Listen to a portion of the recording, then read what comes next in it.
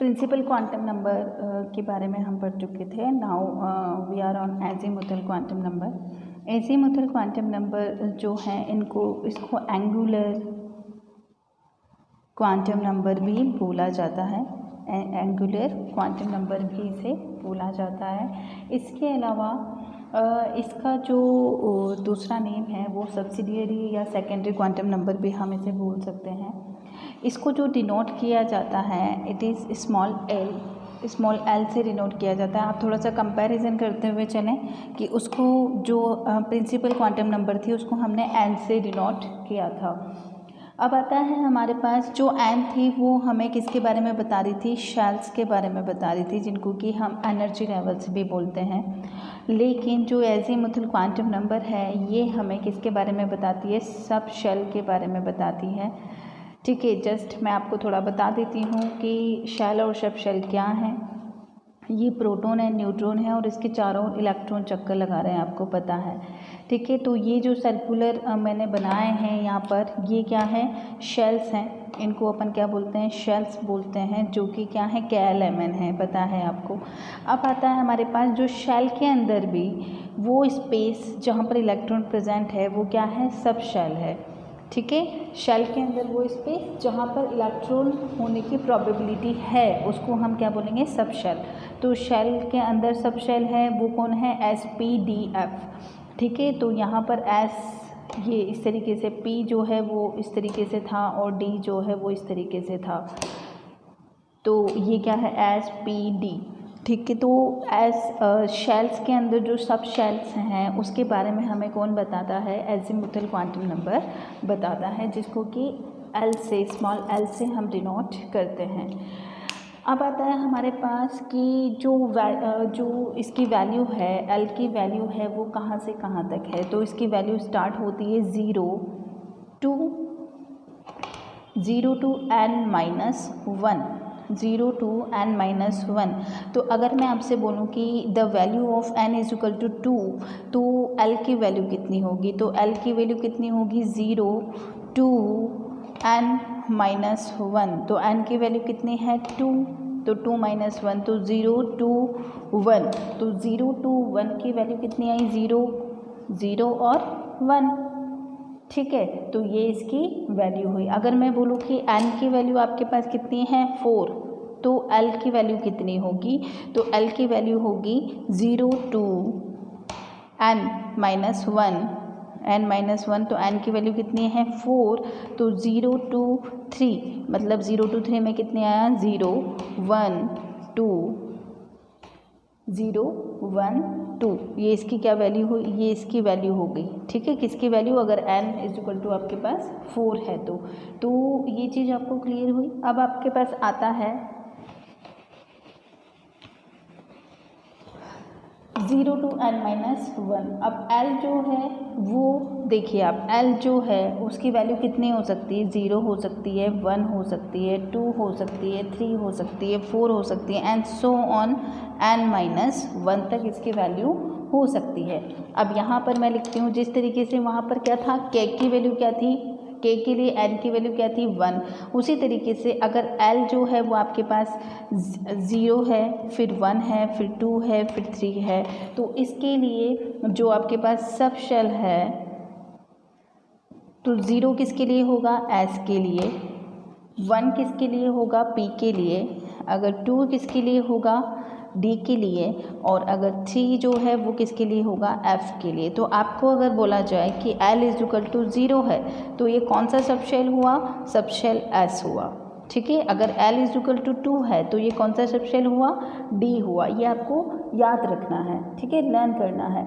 अब आता है हमारे पास कि जो एनर्जी लेवल वैल्यू है SPDF, तो आपको पता है सबसे पहले हम किस में, इलेक्ट्रॉन जो फिल होते हैं वो किस में होते हैं, जिसकी एनर्जी सबसे कम हो, जिस सब शेल की एनर्जी सबसे कम हो। जिस शेल की बात कर रहे हैं तो उस शेल में इलेक्ट्रॉन सबसे पहले जाएगा जिसमें की एनर्जी सबसे कम हो। तो K की एनर्जी सबसे कम है इसलिए K में सबसे पहले फिल होता है, फिर L की है, फिर M की है और फिर N की है। मतलब सबसे पहले इलेक्ट्रॉन K में जाएगा, फिर L में जाएगा, फिर M में जाएगा, फिर N में जाएगा।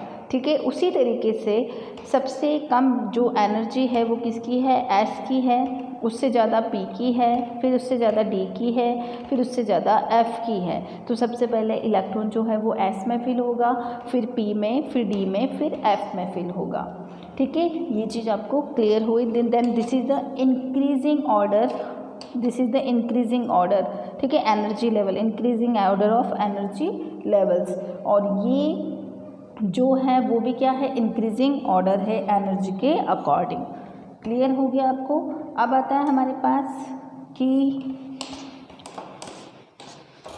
अगर किसी भी आपको, अगर आप देख लें 3s या 4p या 5d, आपने जो इलेक्ट्रॉनिक कॉन्फ़िगरेशन हमने इसके पहले वाले चैप्टर में लिखना सीखा था, तो उसमें आपने ये इस तरीके से लिखते हो। तो ये जो आगे लिखा होता है, s के आगे जो लिखा होता है, ये किसके बारे में बताता है हमें, n, मतलब प्रिंसिपल क्वांटम नंबर के बारे में बताता है। और ये s जो है ये किसके बारे में बताएगा, इसका मतलब l = 0। तो यहाँ पर इसकी वैल्यू कितनी हुई, n तो कितना है, n 3 है और s कितना है, 0। क्लियर है आपको।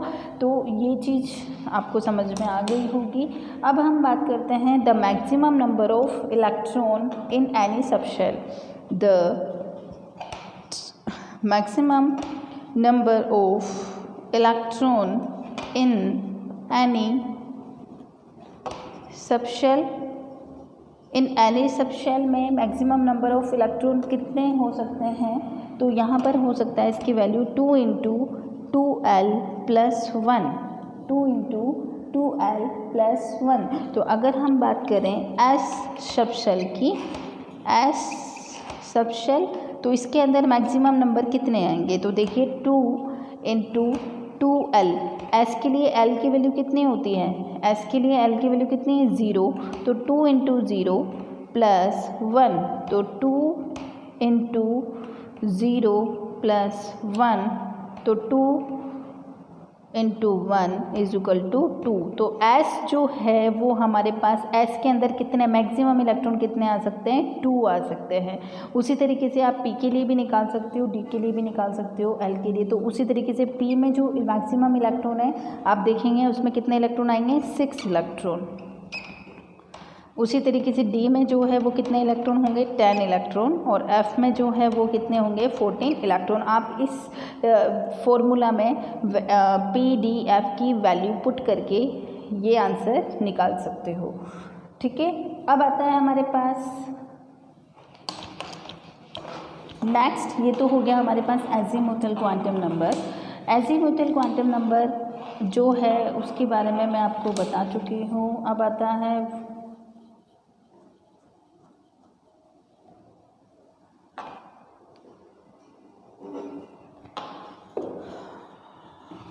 है हमारे पास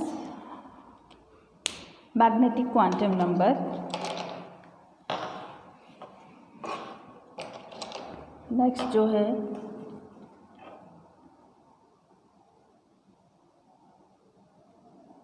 अच्छा, अब एक क्वेश्चन है वो मैं आपको बता देती हूँ। n = 3 है और l = 2 है, तो बताइए कि ये कौन से सबशेल के बारे में बात हो रही है।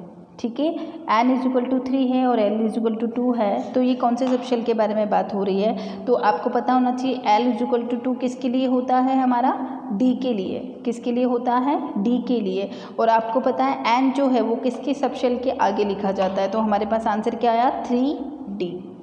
तो ये किसकी बात हो रही है, 3d की बात हो रही है। क्लियर है।